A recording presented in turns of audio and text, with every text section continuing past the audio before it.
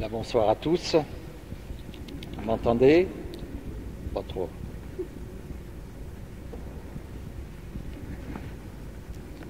Ça va mieux? Ça va mieux? Bon. Allez. Alors ce soir, donc, nous avons notre troisième méditation sur l'Eucharistie. Les deux premières, la première c'était Dieu est là. La deuxième, c'était le pain de la vie éternelle. Elles font l'objet d'une cassette que vous pouvez vous procurer à la sortie pour le prix modique d'€1. 1 euro pour 2 enseignements, je crois que c'est quand même pas excessif. On essaye d'enregistrer celui-là aussi. Alors ce soir, on va méditer sur l'Eucharistie, sacrement de la présence. Et le titre de notre méditation, c'est « Ensemble ».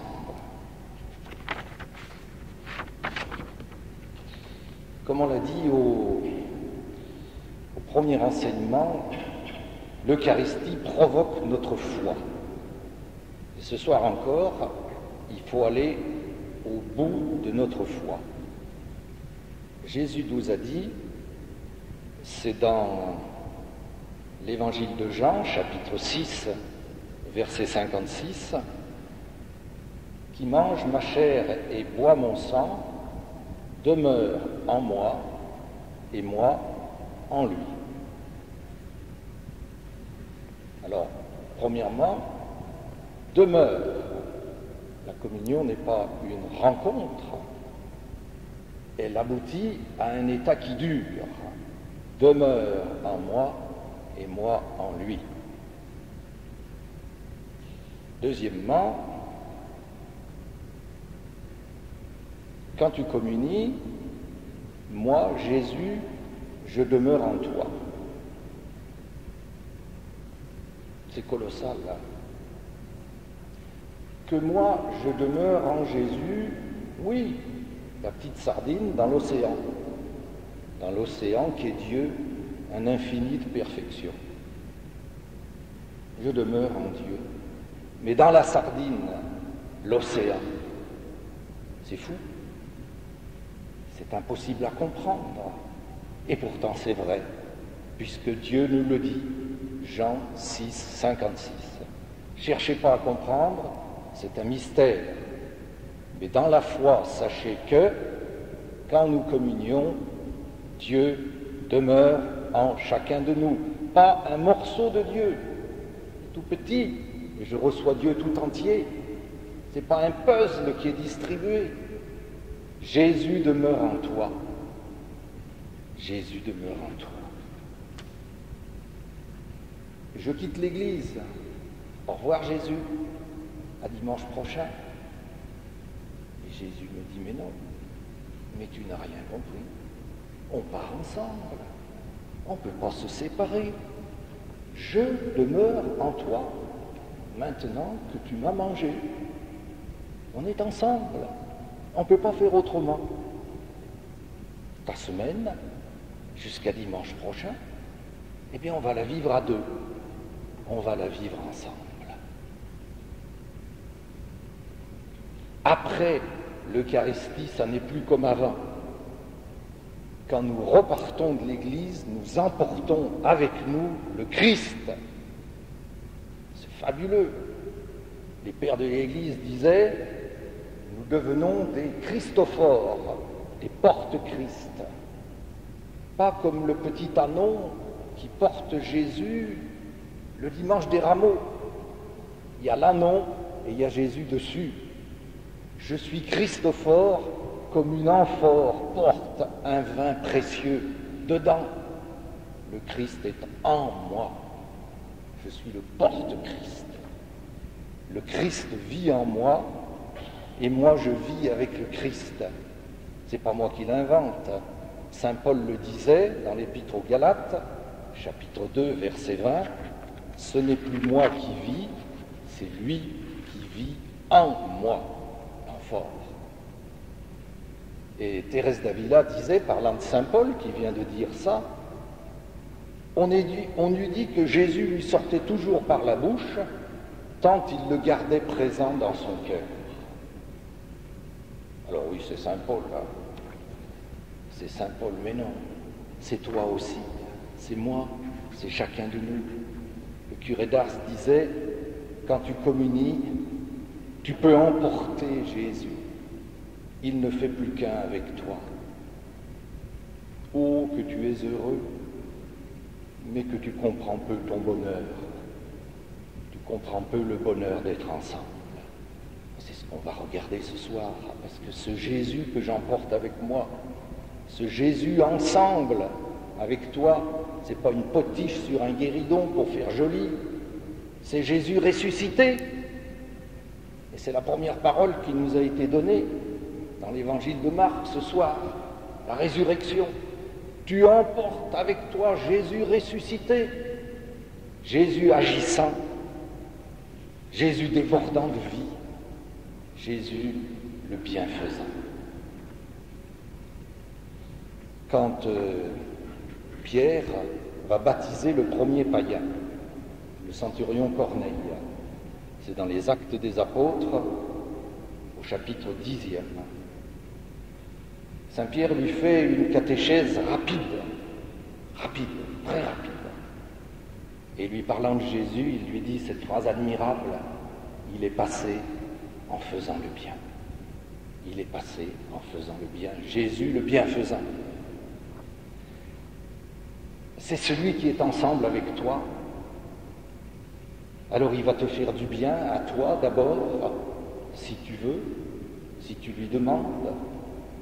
Et puis ensuite, à travers toi, il va faire du bien aux autres. Si tu lui permets, si tu coopères avec lui, si vous agissez ensemble. Mais il faut commencer par le commencement. L'action de Jésus en toi. L'action de Jésus à travers toi, elle vient après. Saint Bernard disait, avant de pouvoir partager avec les autres, laisse-toi combler par Dieu. Un bassin attend d'être rempli pour communiquer ce dont il surabonde. Ensemble, avec Jésus, je vais surabonder du don de Dieu. Et quand ça débordera, alors ça pourra déborder vers les autres. Il faut bien comprendre ça, la splendeur du bon Dieu. Tu ouvres ton cœur, tu reçois. Et quand tu as reçu, tu peux donner aux autres, tu peux redonner. Le don de Dieu, il est à double détente. Non seulement Dieu me donne, mais il me donne de pouvoir donner. Non seulement Dieu me sauve, mais il me donne de pouvoir sauver à travers moi d'autres par sa grâce.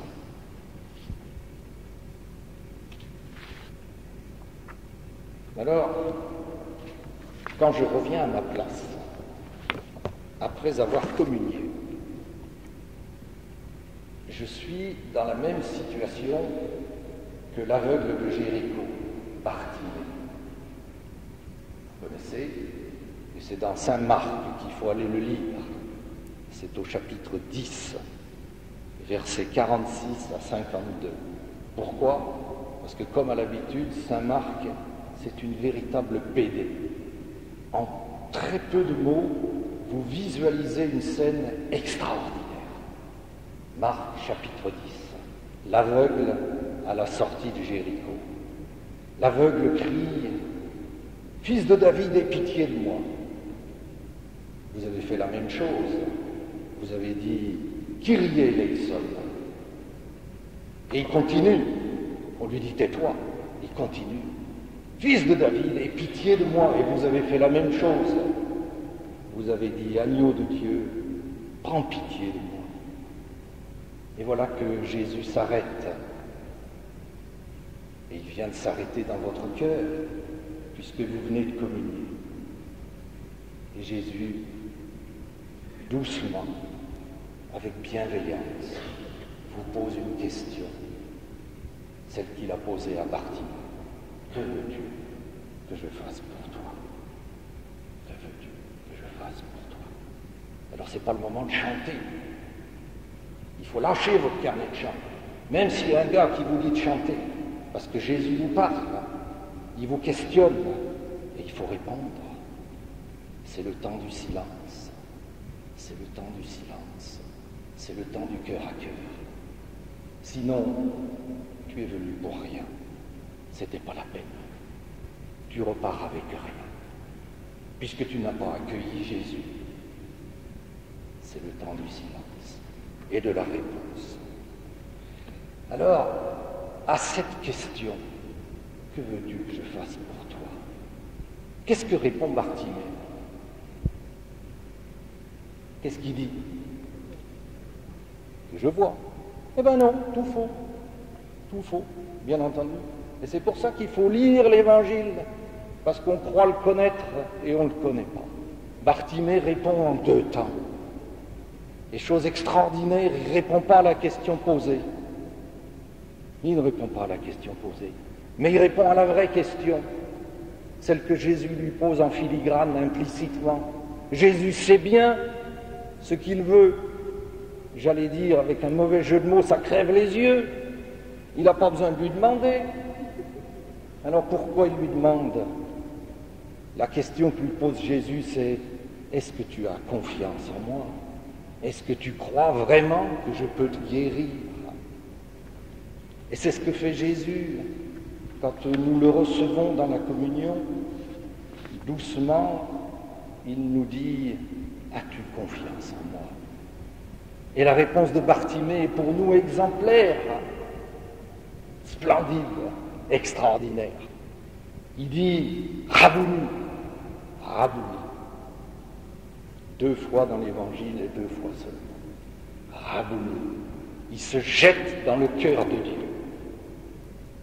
Saint Marc dit, le verset d'avant, Jésus t'appelle, il jeta son manteau, il bondit. Il ne peut pas bondir, hein. Il est aveugle, il se casserait la figure.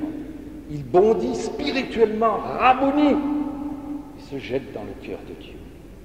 Que c'est beau. Que c'est beau. Rabouni, c'est un mot hébreu. Ça vient de Rabbi.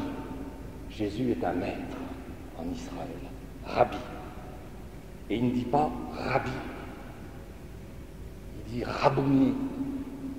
Alors Rabouni, je vous fais un cadeau extraordinaire parce que j'ai ennuyé plein de gens, des spécialistes, des exégètes, des gars, des professeurs d'hébreu. Qu'est-ce que ça veut dire, Rabouni? Alors Rabouni, il y a une double nuance. Première nuance, c'est mon maître, mon maître. Comme Thomas va dire le 8e jour, après avoir mis sa main dans la plaie de Jésus, il ne dit pas Seigneur, tu es Dieu. Il dit mon Seigneur et mon Dieu, mon Rabouni. Et puis deuxièmement, la nuance de proximité. Le deuxième Rabouni qu'on trouve dans l'Évangile, c'est au matin de Pâques, Marie-Madeleine devant le tombeau. C'est dans l'Évangile de Jean, au chapitre 20. Elle pleure, elle voit le jardinier, elle se retourne. Et puis, si tu l'as pris, dis-moi où il est, je vais aller le chercher. Et tout d'un coup, Maria. Jésus l'appelle par son nom. Alors, elle se retourne encore. Et là encore, c'est un retournement intérieur. Il ne passe pas sa vie à tourner, cette dame. C'est comme Bartimée qui a bondi. Il s'est jeté dans le cœur de Dieu. Elle a été bouleversée, retournée. Mariam, Rabouni, c'est la même chose. Elle se jette sur Jésus, physiquement. Elle l'étreint de ses bras. Et Jésus lui dit non, ne me retiens pas. Vous voyez, Rabouni, je me jette dans le cœur de mon Dieu. Pourquoi? Parce que je sais qu'il m'aime. que j'ai confiance en son amour. Alors il y a un autre Rabbouni illustre. Je ne vous le fais pas chercher, vous ne le trouveriez pas. C'est Jean-Paul II. Jean-Paul II nous a fait cette confidence il y a moins d'un mois maintenant. C'était le jour de la messe du 25e anniversaire de son pontificat, donc le 16 octobre. Et dans l'homélie, il nous a fait la confidence que tous les matins, depuis 25 ans, chaque matin, il disait « Rabbouni, ô bon Dieu, Seigneur, tu sais tout, tu sais bien que je t'aime. Seigneur, tu sais tout, tu sais bien que je t'aime. » Chaque matin. Aujourd'hui, chers frères et sœurs, je suis heureux de partager avec vous une expérience qui se prolonge depuis un quart de siècle désormais. Chaque jour, 25 ans, faites le calcul, se déroule en mon cœur le dialogue qui eut lieu entre Jésus et Pierre. En esprit, je fixe le regard bienveillant du Christ ressuscité. Jésus demanda avec bienveillance à Bartimée. Bien que je sois conscient de ma fragilité humaine, il m'encourage à répondre avec confiance, comme Pierre, « Seigneur, tu sais tout, tu sais bien que je t'aime. »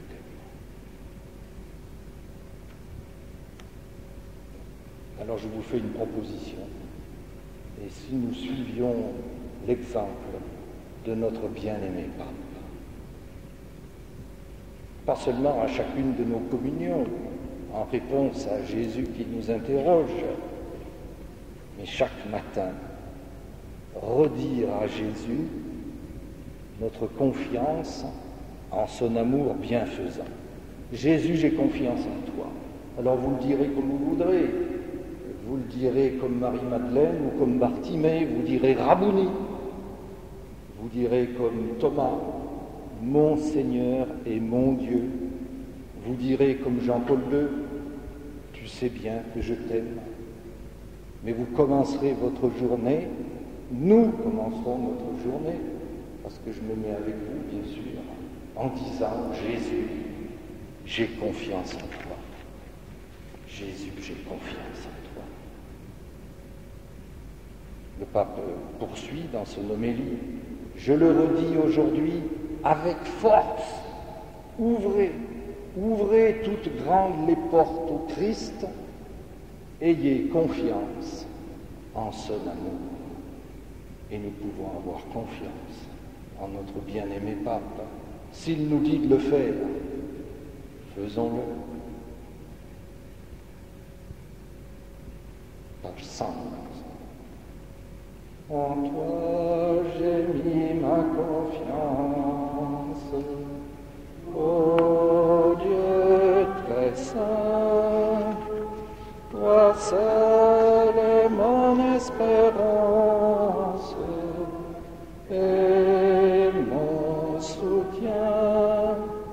C'est pourquoi je ne crains rien, j'ai foi en toi, ô Dieu très saint. C'est pourquoi je ne crains rien, j'ai foi en toi, ô Dieu très saint. Ça peut aussi se chanter chaque matin. Jésus, j'ai confiance en toi. C'est le premier temps de la réponse de Bartimée. C'est le premier temps de notre réponse à Jésus reçu dans l'Eucharistie. Et le deuxième temps de la réponse de Bartimée, c'est Jésus, j'ai besoin de toi. Jésus, fais que je vois, fais que je vois. Et Jésus l'exauce aussitôt, nous dit Marc. Non pas parce qu'il a demandé, mais parce qu'il l'a fait dans la confiance. Et Jésus atteste, ta confiance t'a sauvé. Ta confiance t'a sauvé. Alors toi aussi, Tu es exaucé si tu fais confiance. Je répète, ce n'est pas un lapsus. Tu es exaucé si tu fais confiance. Et Jésus l'a dit. C'est dans Marc, toujours, au chapitre 9, verset 23. Tout est possible en faveur de celui qui fait confiance. Tout est possible. Vous connaissez l'épisode, je vous invite à aller le lire. Évangile de Marc, chapitre 9, versets 14 à 28. Le possédé épileptique. Les apôtres ont vainement cherché à exorciser un enfant épileptique depuis de longues années. Ils n'y sont pas arrivés. Jésus arrive et le Père dit, ils n'ont pas pu. Est-ce que tu pourrais, toi, si tu peux, viens à notre secours, par pitié pour nous. Que c'est beau, que c'est beau.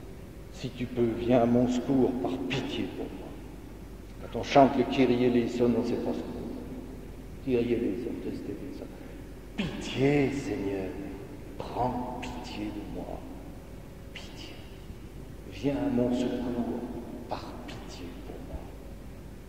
Mais il a dit d'abord, si tu peux. Bartimée ne l'a pas dit, si tu peux. Il l'a pas dit. Il a dit Rabboni. Et alors Jésus reprend. Oh, si tu peux. Il scandalisait Jésus. Oh, si tu peux.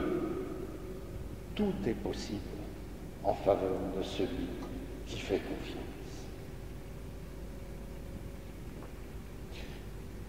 Alors pour nous, ce qui est primordial, ce qui est initial, c'est notre acte de confiance, notre acte de foi. Jésus, j'ai confiance en toi. Et après, comme Bartimée, on va lui donner des applications concrètes. J'ai confiance en toi. Et dans le cadre de cette confiance, Jésus, j'ai besoin de toi. Jour après jour, au fil du quotidien, on va appeler Jésus à l'aide.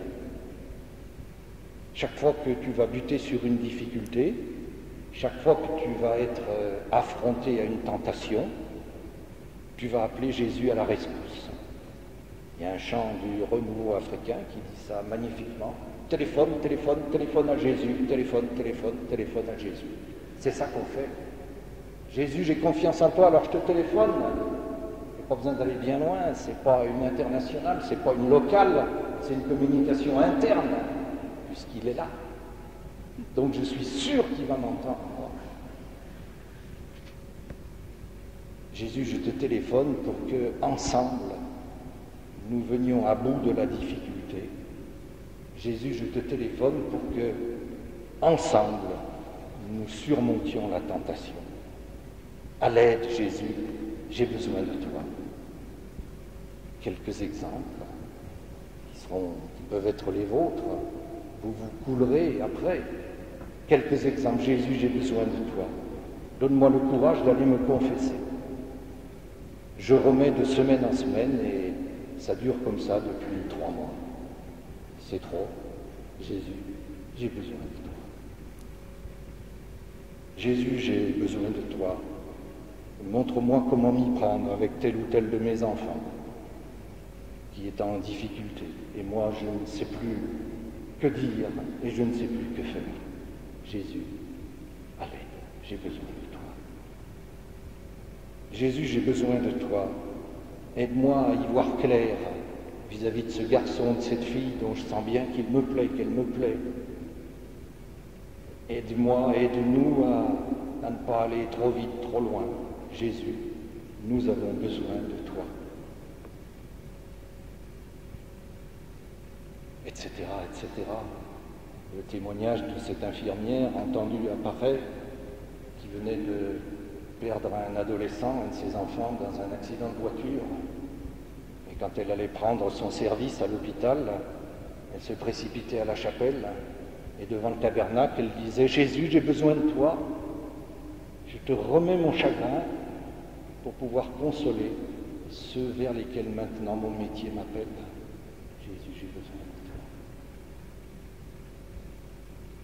souvenir personnel, il y a quelques années, j'ai perdu un frère brutalement. Et quand on m'a annoncé ce décès, il fallait que je prenne ma voiture pour aller consoler. Et nous avons senti avec Christine que nous n'en étions pas capables, que ça excédait nos forces. Sans nous être beaucoup concertés, on a couru à la paroisse et à 10h du matin, boum boum, il faut que vous nous donniez l'Eucharistie. Et on nous a donné l'Eucharistie. Et après, on est parti consoler ceux qui étaient dans le malheur. Jésus, j'ai besoin de toi. C'était pas réfléchi, mais on avait compris. L'homme est un pauvre, disait le curé d'Ars, qui a besoin de tout demander à Dieu. Qui a besoin de tout demander à Dieu. Et il ajoutait, heureux celui qui a le grand bonheur de connaître sa pauvreté. Heureux celui qui a le grand bonheur de savoir qu'il est pauvre. Jésus l'avait déjà dit avant le saint curé d'Ars. Bienheureux les pauvres, bienheureux ceux qui ont compris qu'ils ont besoin de moi. Alors, finalement, la vie chrétienne, la vraie vie chrétienne, c'est un va-et-vient constant entre ce qui fait notre quotidien et puis la grâce de Jésus qu'on demande. C'est comme une tapisserie, la trame de ce qui fait nos jours et puis la navette de la grâce de Dieu demandée et accordée. La grâce, dit le catéchisme, c'est un secours gratuit, toujours offert. Toujours offert. Jésus n'attend qu'une chose, c'est qu'on lui dise « J'ai besoin de toi ». On arrive au bout, il faut bien comprendre, le message de ce soir, c'est que nous n'avons pas deux vies séparées, étanches l'une et l'autre. La vie spirituelle d'un côté et la vie dans le monde. Le culte rendu à Dieu, la prière, les sacrements et la vie de tous les jours. La vie religieuse, en somme, d'un côté et la vie profane de l'autre. Ça, c'est l'hérésie qui nous guette tous et qui fait que c'est si difficile. Nous n'avons qu'une seule vie, notre vie de chrétien, notre vie avec le Christ. Si je suis chrétien, je suis christien. Et si je peux dire que je suis chrétien, alors il faut que je sois ensemble avec Jésus, autrement je suis un menteur, je ne suis pas chrétien. C'est ma vie vécue à chaque instant, ensemble, avec Jésus. C'est Jeanne d'Arc qui a bien fait ça. Voilà ce qu'en disait une poétesse du Moyen-Âge et qui peut nous servir d'exemple, parlant de Jeanne d'Arc. Quoi qu'elle fasse, toujours elle a Dieu devant sa face. Dieu qu'elle appelle, Dieu qu'elle sert et Dieu qu'elle prie. Quoi qu'elle fasse, toujours a Dieu devant sa face.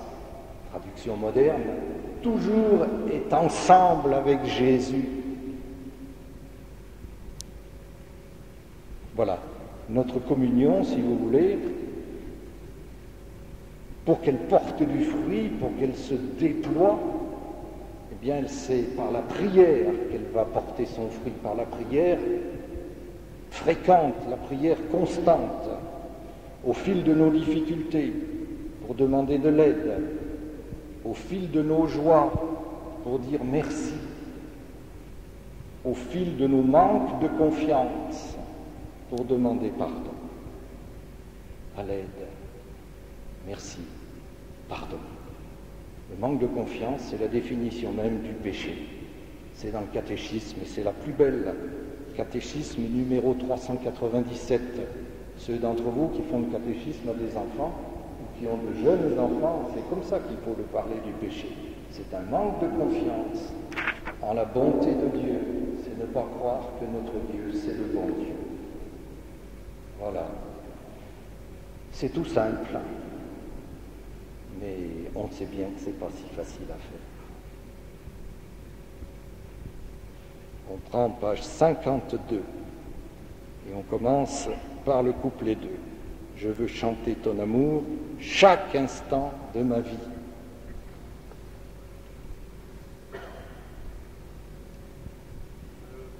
Chanter ton amour, Seigneur, chaque instant de ma vie.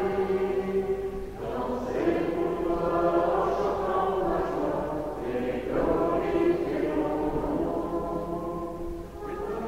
Pour nous et toi, Seigneur, la Seigneur, ton libérateur, le rocher sur qui je m'appuie. Gloire à toi.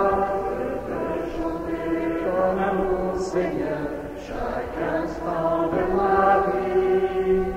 Danser pour toi en chantant ma joie et glorifier ton nom. Car tu es fidèle, tu es toujours là, tout près de tous ceux qui te cherchent. Tu réponds à ceux qui t'appellent. Gloire à toi, je veux chanter.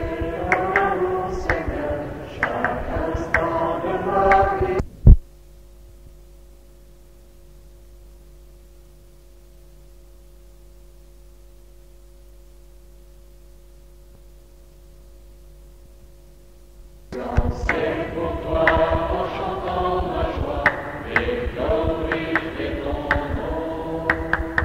Voici que tu viens au milieu de nous, demeurer au cœur de nos vies, pour nous mener droit vers le Père. Gloire à toi, je veux chanter ton amour, Seigneur, chaque instant de ma vie.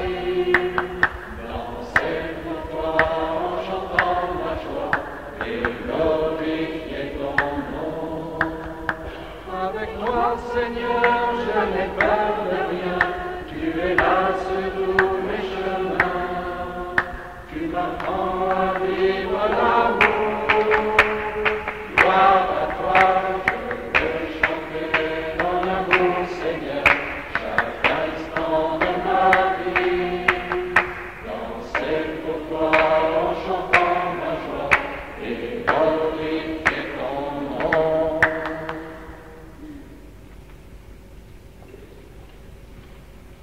Je vous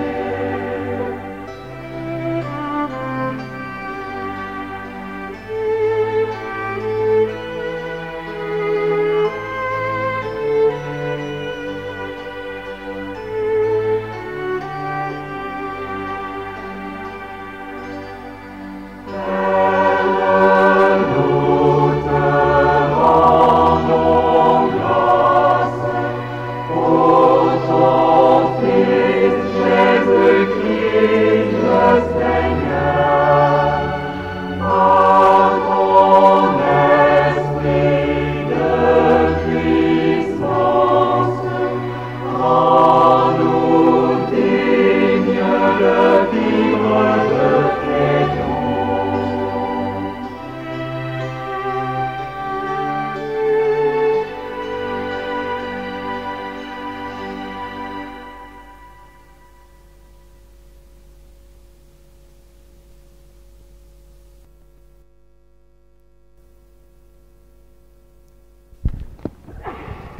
Donc ce soir, nous avons notre quatrième et dernière méditation sur l'Eucharistie.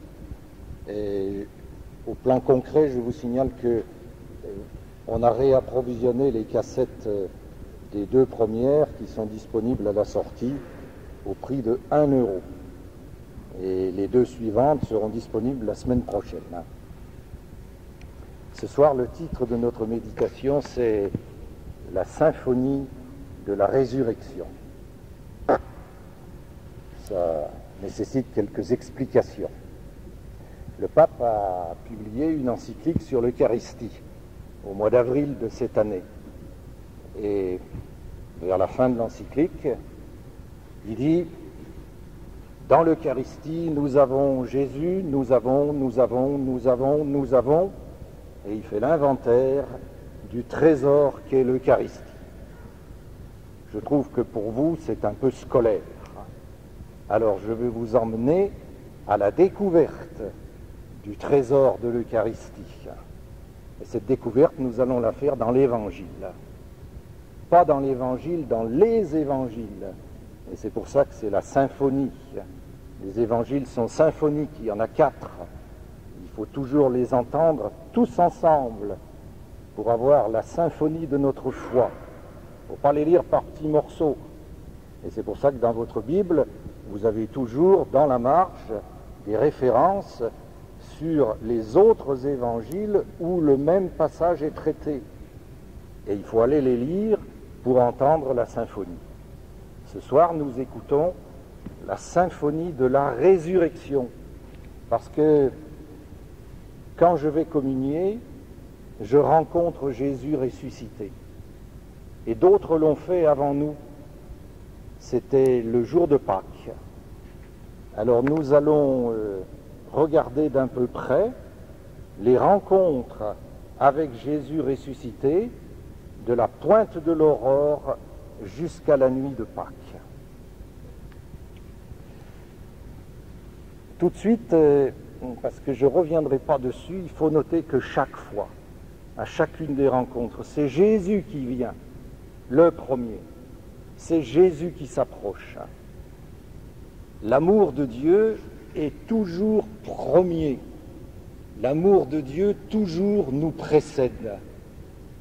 Quand tu vas communier, tu t'approches et tu dis « Je vais à la rencontre de Jésus », mais Jésus s'est déjà approché avant que toi tu t'approches. Il est déjà venu, il s'est offert à toi.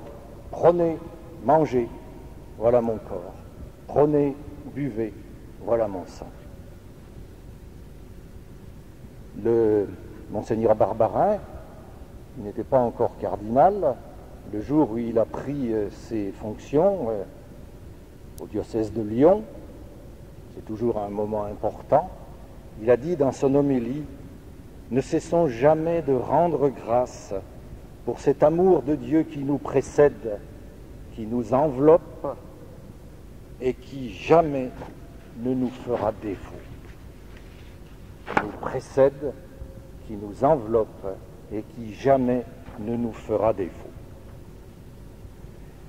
Nous sommes à la pointe de l'aurore et c'est la première rencontre. C'est Matthieu qui nous la rapporte au chapitre 28, la rencontre avec celle qu'on appelle les saintes femmes. En réalité, les saintes femmes, il y en a deux. Comme le premier jour de la semaine commençait à poindre, la pointe de l'aurore, je ne l'invente pas, Marie de Magdala et l'autre Marie vinrent au sépulcre. L'autre Marie, c'est la mère de Jacques. Au sépulcre, un grand tremblement de terre, un ange qui roule la pierre et qui leur dit « Vous cherchez Jésus, il est ressuscité. Allez vite dire à ses disciples, il vous précède en Galilée. » Et curieusement, l'ange ajoute « Voilà, je vous l'ai dit, j'ai fait mon travail de messager. » Alors, quittant vite le tombeau, apeurées et pleines de joie, elles coururent porter la nouvelle aux disciples. Et voici que Jésus vint à leur rencontre. Qu'est-ce qu'il leur dit? Quand vous allez prendre votre Bible, vous allez lire une catastrophe. Je vous salue, dit-il. Il est poli, Jésus. Il enlève son chapeau devant les dames. Je vous salue. Et non, mon Dieu, 2 fois dans l'Évangile, et 2 fois seulement, l'Annonciation, l'ange Gabriel, réjouis-toi, Marie. Et lui, il dit aux femmes, réjouissez-vous, réjouissez-vous, caïrété. Le soir, il ne dira pas la même chose. Il va rencontrer les apôtres et il va leur dire shalom. Donc ce n'est pas par hasard qu'il dit réjouissez-vous. C'est délibéré, réjouissez-vous. Et le Seigneur ce soir nous a dit dans les Philippiens, réjouissez-vous, je vous le redis, réjouissez-vous. Donc ce soir, c'est un message que le Seigneur tient à vous faire passer. Réjouissez-vous. Quand tu manges Jésus, il te dit réjouis-toi, je t'apporte ma joie. Je t'apporte ma joie. Alors, je dédie ceci à tous ceux qui sont là ce soir et qui sont dans la peine, à tous ceux qui entendent cette cassette et que la tristesse étreint. Réjouis-toi, je t'apporte ma joie. Allez lire dans Saint Luc au chapitre 19, Zachée. Zachée, il faut que j'aille chez toi ce soir. Et vite il descendit et le reçut avec joie. Tu ouvres ta porte à Jésus, tu reçois Jésus et en prime la joie. Réjouissez-vous, sainte femme. Jésus continue et il leur dit, elle s'approche de lui, elle lui étreigne les pieds en se prosternant devant lui. C'est tellement beau. Elles le tiennent par les pieds. Et Jésus leur dit, n'ayez pas peur, n'ayez pas peur. On a lu qu'elles étaient apeurées. Et il y a de quoi? Elles viennent de voir un tremblement de terre, un ange, enfin un truc extravagant. Voilà Jésus, et il leur dit, du calme, rassurez-vous, apaisez-vous. Et on nous l'a dit ce soir, et c'est la parole de ce soir, et la paix de Dieu qui surpasse toute intelligence tiendra vos âmes en repos dans le Christ Jésus. Donc le Seigneur ce soir avait vraiment envie de vous donner un message de joie et un message de paix. Nous sommes tous habités par des peurs multiples. Nous sommes inquiets, nous sommes tendus. Nous avons tous peur de demain. Aujourd'hui, ça va bien peut-être. Mais demain. Et Jésus dit, n'ayez pas peur. N'ayez pas peur. Et Jean-Paul II nous a dit ça il y a 25 ans, c'est son premier mot. N'ayez pas peur. Ouvrez toutes grandes les portes au Christ. Quand tu communies, tu ouvres grandes les portes de ton cœur au Christ et tu n'as plus peur.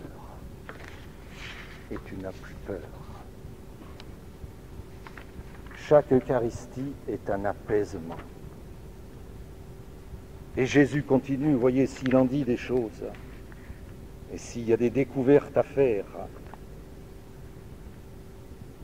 réjouissez-vous, n'ayez pas peur, allez dire à mes frères qu'ils me rejoignent en Galilée. Allez dire à mes frères. Elles vont le faire, et les frères ne les croiront pas. Dans Luc, on lit au chapitre 24, ces propos leur semblèrent du radotage, et ils ne les crurent pas. Et les disciples d'Emmaüs, dans l'après-midi, on va le voir tout à l'heure, ils disent ça à Jésus. Il y a bien des femmes qui nous ont dit que, mais c'est des femmes. Et pourtant, elles ont rempli leur mission. Jésus les a chargées de dire, il ne les a pas chargées de convaincre. Il ne leur reprochera rien, Jésus, Par contre, il va reprocher vivement, une des traductions dit, il fulmina contre leur incrédulité. Quand il va voir les 11 le soir, il va leur reprocher leur incrédulité et leur obstination à ne pas ajouter foi à ceux qu'il avait vus ressusciter. Quand tu communies, Jésus t'institue messager, pas professeur. Il ne te demande pas de convaincre. C'est pas ton travail. Tu dois dire, c'est tout. Souvenez-vous Bernadette à Lourdes. La dame m'a dit qu'il fallait faire une église et venir en procession. Ouh, pas possible. Elle m'a demandé de vous le dire. Elle ne m'a pas chargé de vous convaincre. Elle ne m'a pas chargé de vous convaincre. Nous sommes chargés de dire. Jésus nous institue messagers. Messagers de quoi? De la bonne nouvelle, bien sûr. Ce qu'elles vont dire, c'est la bonne nouvelle. Il est vivant. Il est vivant. Le monde ancien s'en est allé. Le monde nouveau est advenu. Nous sommes au matin de Pâques. Et nous, c'est la même bonne nouvelle que nous avons. Il est vivant. Et toi, tu ne mourras jamais. Tu es éternel parce qu'il t'aime. Fabuleux. C'est tout. C'est tout. Ça s'arrête là. Alors, il y a une façon de le dire sans rien dire. Et c'est ce qu'on appelle le témoignage de vie. Et là encore, le Seigneur l'a dit. Nous sommes, on a eu l'image tout à l'heure, une sœur a pris le micro pour nous le dire, j'ai l'image d'un vitrail et la lumière passe à travers. C'est ça. Le vitrail, il dit rien. Mais il est éloquent. Le témoignage de vie. Bernadette, toujours, c'était compliqué, l'histoire des apparitions, et il appartenait à l'évêque du lieu, Monseigneur Laurence, l'évêque de Tarbes, de dire si oui ou non c'était vrai. Dans l'Église, c'est la charge de l'évêque. Et vous savez que quand les apparitions ont été finies, il y a eu une épidémie de faux visionnaires. Donc c'était pas évident tout ça. Maintenant, nous sommes après. Bien sûr que c'est vrai, Lourdes. Oui, mais au moment, c'était pas évident. Alors, l'évêque réunit tous ses chanoines et on fait venir, oserais-je dire, comparaître Bernadette. Et à la fin de la séance, Monseigneur Laurence, les larmes dans les yeux, dit à ses chanoines, « Avez-vous vu cet enfant ?» Il dit pas, « Vous avez entendu comme elle a bien répondu ?» Il dit, « Avez-vous vu cet enfant ?» Il pleure et il sait que c'est vrai. Allez dire à mes frères. Voilà la première rencontre. Vous voyez qu'il y a déjà beaucoup de choses. Beaucoup de choses. La joie, la paix, le message. Le messager, pas le professeur. On a tous envie d'être des professeurs. Et non. Et non. Deuxième rencontre, on est toujours au petit matin, un petit peu plus tard. On est dans Saint Jean, cette fois, au chapitre 20, on est toujours vers la fin des évangiles. Bien entendu, vous irez les relire, et ceux qui n'ont pas d'évangile en achèteront à la sortie, parce que je suis certain qu'à l'un, on a 3 ou 4, pas cher, pas cher. Il a le Nouveau Testament et les psaumes, et c'est suffisant. Donc, deuxième rencontre au petit matin, c'est Jean qui nous la rapporte, c'est la si belle rencontre avec Marie-Madeleine. Alors, chez Jean, Marie-Madeleine, elle est allée toute seule au tombeau, elle n'y est pas allée avec l'autre Marie.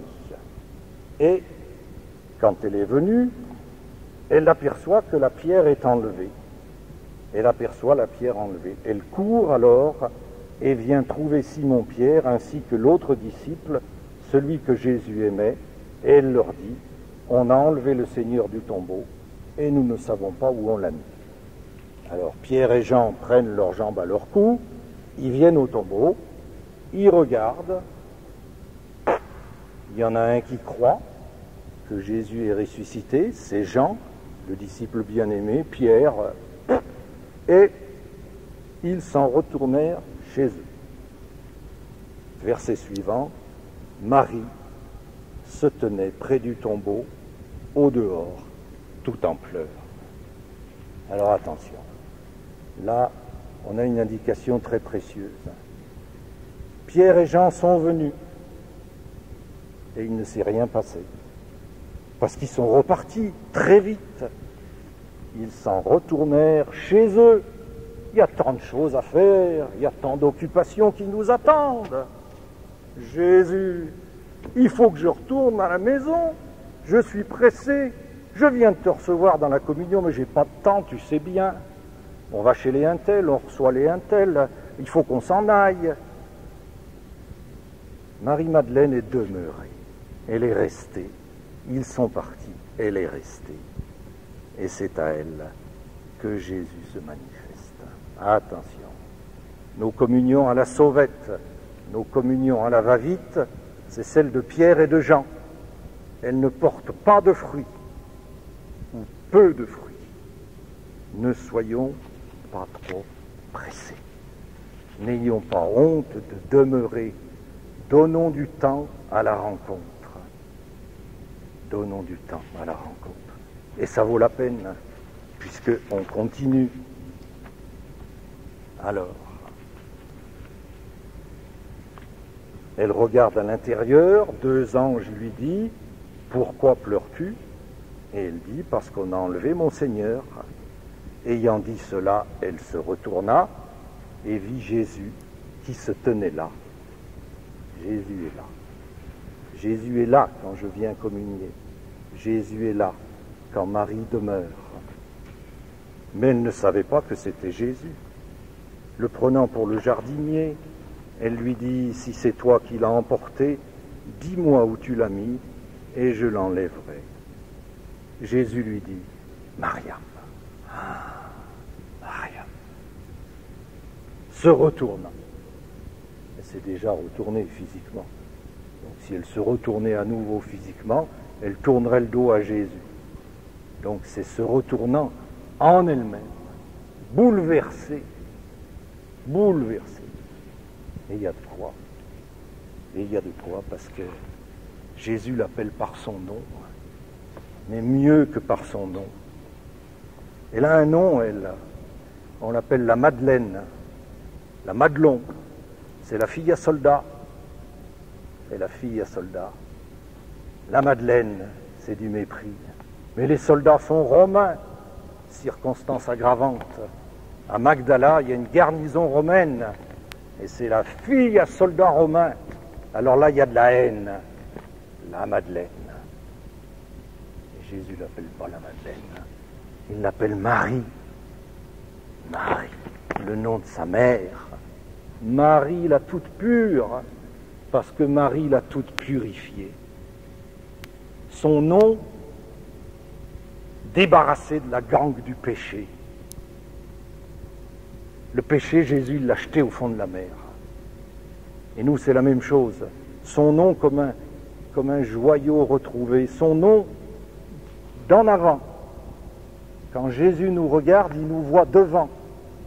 Nous, on se voit derrière. Avec tout ce que j'ai fait, c'est pas possible que le bon Dieu m'aime. Mais il a oublié. Il a jeté au fond de la mer. Il aurait fallu qu'il mette pêche interdite. Parce qu'on va tous pécher. Et ça nous fait du mal. Jésus regarde devant, le nom, Marie, c'est son nom d'éternité. Et alors, vous comprenez à ce moment-là, Rabouni, c'est le cri d'amour, Rabouni, il ne peut pas en être autrement. Alors chaque fois que tu communies, écoute Jésus qui t'appelle par ton nom. Fais silence pour entendre cette confidence. Murmurer doucement. Ton nom d'éternité, ton nom du bout de la route, ton nom dont l'Apocalypse parle, le nom sur le caillou blanc. C'est celui-là que Jésus murmure en ton cœur. Dans chacune de nos communions, augmente en nous notre densité d'éternité. Que c'est beau, que c'est beau. Dans la famille chrétienne, cette semaine, il y avait une interview de Pierre Eliane, le rocker qui s'est fait carme et qui a fait ses études de théologie à Toulouse. Et celui qui l'interviewait dit ceci: moi j'ai lu Famille chrétienne en travaillant pour vous. Et j'ai été... Il discute avec Pierre Eliane et il dit, sous la chaleur cordiale, il est très cordial Pierre Eliane, sous la chaleur cordiale, une densité pèse en lui. Ah, il communie tous les jours, c'est un contemplatif. Une densité pèse en lui. Et il n'a pas 90 ans. Chacune de tes communions augmente en toi ta densité d'éternité. C'est pas rien.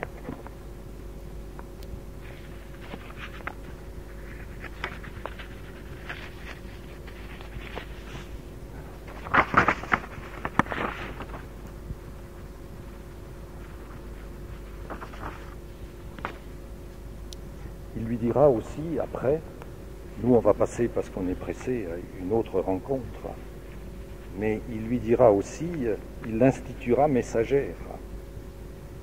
Va trouver mes frères et dis-leur. Il n'a pas dit,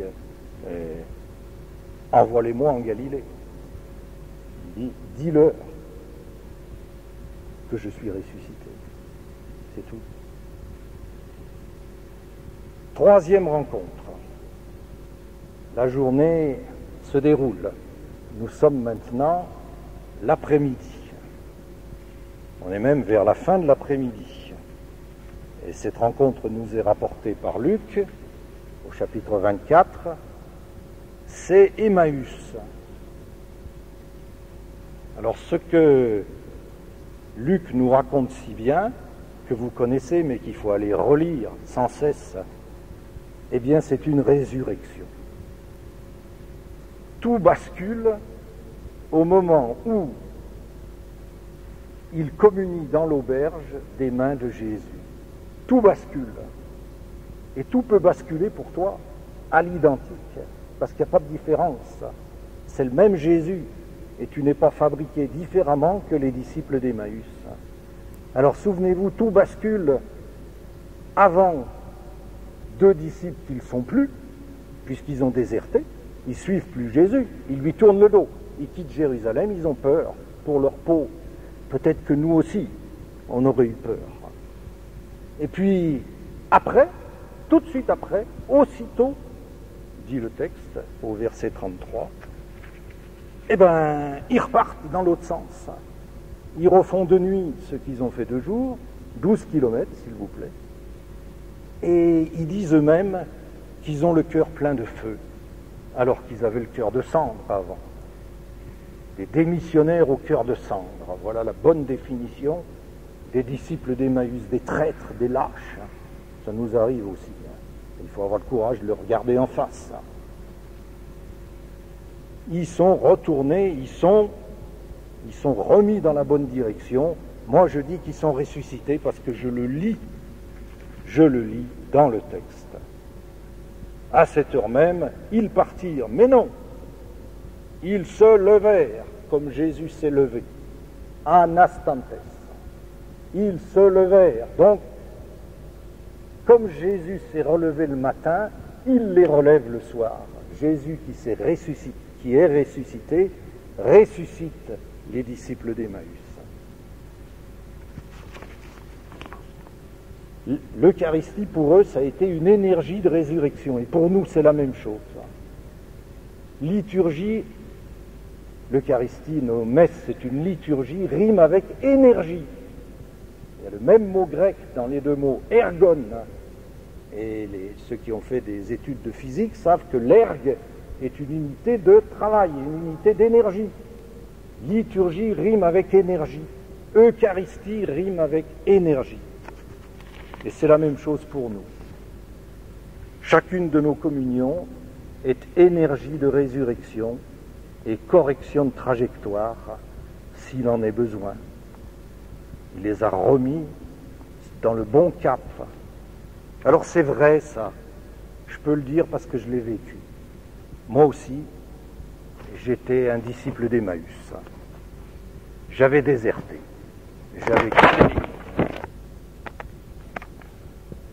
Et j'ai été converti, remis dans la bonne direction, le même jour que les disciples d'Emmaüs, le jour de Pâques, au même moment qu'eux, après avoir communié. Cadeau. J'avais accepté, pour faire plaisir à Christine, mon épouse, de l'accompagner, je dis bien de l'accompagner, non pas d'aller faire, à une retraite de Semaine Sainte en foyer de charité. Et la retraite était finie, puisque c'était le matin de Pâques, et qu'on assistait à la messe, et après on partait. Moi je n'attendais rien, je n'avais rien demandé, j'étais un disciple d'Emmaüs, un déserteur. Et puis voilà, j'ai communié, puis j'ai été obligé de me sauver bien vite de l'église, parce que je pleurais comme une madeleine, je me demandais ce qui m'arrivait, je ne voulais pas montrer ça aux gens, et je me suis sauvé dans l'oratoire où j'ai pleuré toutes les larmes de mon corps. Et un an après, on m'a dit que ça s'appelait une effusion de l'esprit, mais au moment où ça m'est arrivé, évidemment, je ne le savais pas. J'étais ressuscité, j'étais vivant, j'étais renvoyé à Jérusalem, j'étais revenu dans l'église, comme les disciples d'Emmaüs. C'était il y a 18 ans. Et depuis 18 ans, la grâce du bon Dieu m'a toujours accompagné. Je veux chanter ton amour, Seigneur, chaque instant de ma vie. Danser pour toi en chantant la joie et glorifier ton nom. Alors, pour chacun de vous, c'est la même chose. En moins flamboyant, peut-être, en moins radical, peut-être, mais pourquoi pas. Chacune de vos communions est un Emmaüs. Je voudrais que vous emportiez cette formule. Chacune de vos communions est un Emmaüs, et à Emmaüs, il s'en passe des choses. Elle vous entraîne un peu plus loin, un peu plus profond, un peu plus avant, dans le sillage de vie de Jésus. Vous voyez, il est ressuscité le matin, et le jour n'est pas encore fini, que déjà il en ressuscite d'autres. Ben, l'Eucharistie, c'est ça. Tu ouvres ton cœur à Jésus ressuscité, et il te ressuscite, et il t'emporte dans son sillage de vie.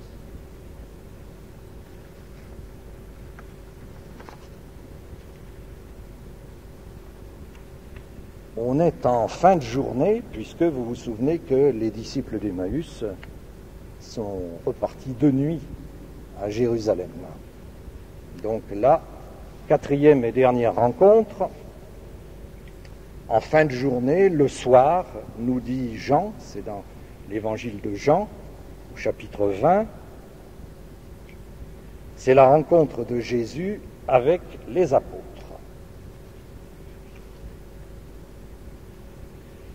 Le soir de ce même jour, les portes étant closes, là où se trouvaient les apôtres par peur des Juifs, Jésus vint. Jésus vint. C'est lui qui vient. On croit que c'est nous, mais c'est lui. On exerce simplement notre liberté. Je suis d'accord pour t'accueillir, mais tu es là, toujours, toujours. Vous savez, dans les récits de conversion, ils disent tous la même chose. Tout d'un coup, j'ai dit à Jésus, si...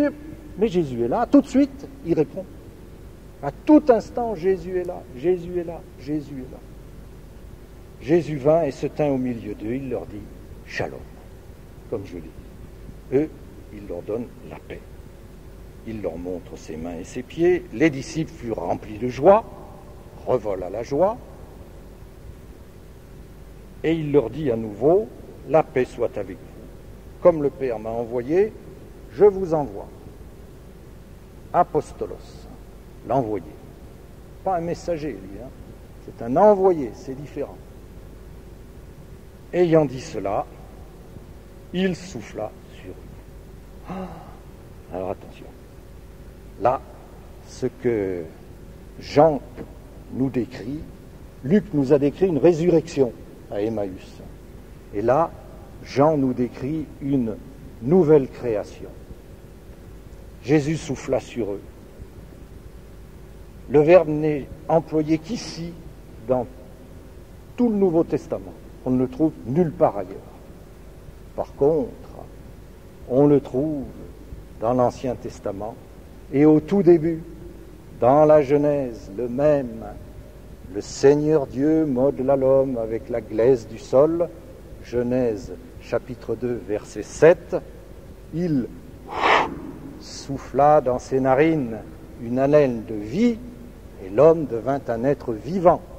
Et le mot hébreu est au pluriel, vivant. Une haleine de vie parce que la vie de Dieu, ça déborde. C'est toi qui es petit comme récipient. Et tout ce que Dieu a te donné, fais-toi capacité, je me ferai torrent, disait Jésus à Sainte Catherine de Sienne ou à Saint Angèle de Foligno, j'ai jamais su. Enfin, à une sainte italienne célèbre. Fais-toi capacité, je me ferai torrent, je déborde. Ton vase est trop petit. Donc le Seigneur Dieu, au début, crée l'homme en lui soufflant dans les narines. Et Jésus souffle sur eux, il ne souffle pas sur eux d'ailleurs, le verbe c'est infusa. Il souffle en eux, comme Dieu au début a soufflé dans les narines. Jésus souffle en eux. Et ils deviennent des êtres vivants, vivants de la vie nouvelle du ressuscité.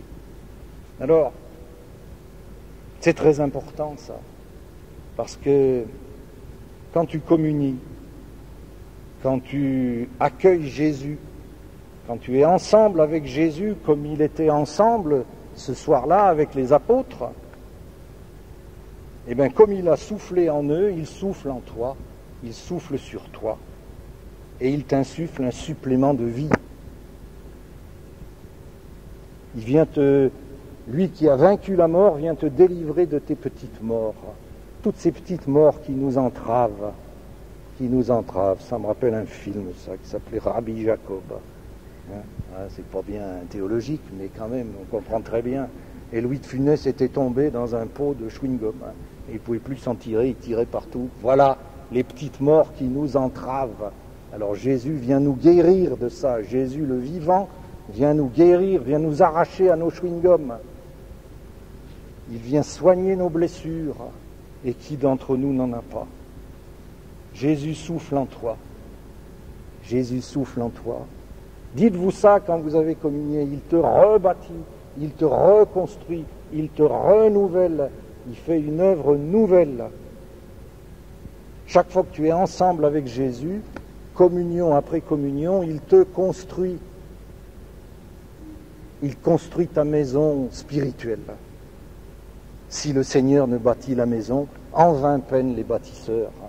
Alors tu fais effort pour avoir une vie chrétienne digne de ce nom, mais tu perds ton temps si le Seigneur ne bâtit pas avec toi. Et il bâtit quand tu le reçois dans l'Eucharistie. Et il va te construire comme ça, communion après communion, jusqu'à ton dernier souffle, jusqu'à ce que tu aies acquis ta pleine stature d'enfant de Dieu. Et c'est quelque chose.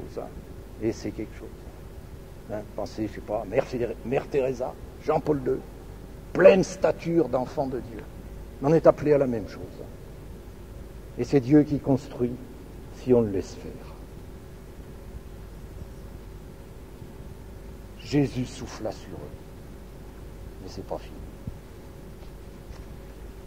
Et il dit, recevez l'Esprit Saint. Recevez l'Esprit Saint. Alors, Jean vient de nous décrire une recréation, et maintenant il nous décrit une Pentecôte. Une Pentecôte. Le pape, notre bien-aimé pape Jean-Paul II, dans son encyclique sur l'Eucharistie, dit, à travers la communion, à son corps et à son sang, Jésus nous communique aussi son esprit.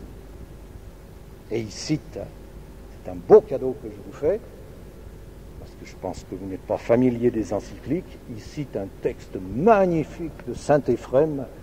Saint Éphrem, ça doit être au IVe ou au Ve siècle, donc c'est vieux. Il y a 1500 ans que ça a été dit. On l'appelait le chantre du Saint-Esprit.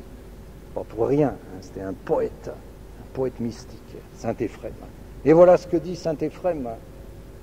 Celui qui mange avec foi, il s'agit de Jésus, mange le feu et l'esprit. Prenez-en, mangez-en tous et mangez avec lui l'Esprit Saint. Ah, moi j'ai été... Mange le feu. Quand tu communies, tu manges le feu, tu manges l'Esprit. On a ça dans la messe. Dans la prière eucharistique numéro 3, le célébrant dit après la consécration, « Quand nous serons nourris de son corps et de son sang et remplis de l'Esprit Saint. » Les deux choses vont de pair. Donc, chaque Eucharistie est pour chacun de nous une Pentecôte privative. À la Pentecôte, vous savez qu'il s'est passé des choses. La Pentecôte aussi, c'est énergique. Tu manges le feu. Tu manges le dynamisme qui a renvoyé dans la nuit les traînes savates d'Emmaüs. Si tu es un traîne savate et que tu vas communier dans la foi, c'est fini. C'est fini, tu es empoigné par le feu de l'Esprit. Chaque Eucharistie, pour toi, c'est une poussée de la sève de Dieu. Le Saint-Esprit, c'est ça, c'est la vie de Dieu, c'est la sève de Dieu. Alors,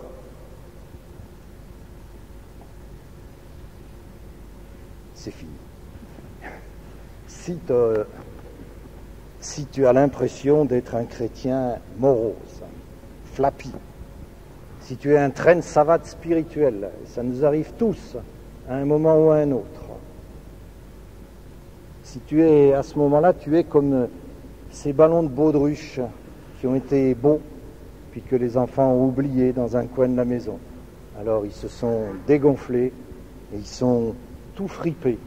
Tu es comme ça. Alors pose-toi une question, la bonne. Quand ai-je pour la dernière fois donné à Jésus l'occasion de souffler en moi? Traduction, de quand date ma dernière communion? De dimanche dernier, non. De quand date ta vraie communion? Une communion à la Marie-Madeleine. Celle de dimanche dernier, c'était une communion à la Pierre et à la Jean. Une communion à la Sauvette. Et c'est pour ça que t'es flappy. Et c'est pour ça que t'es fripé. De quand date ta dernière vraie communion? De trop tard. Alors vite, vite, vite, vite. Va manger le corps, va manger le feu et avance au large. Amen.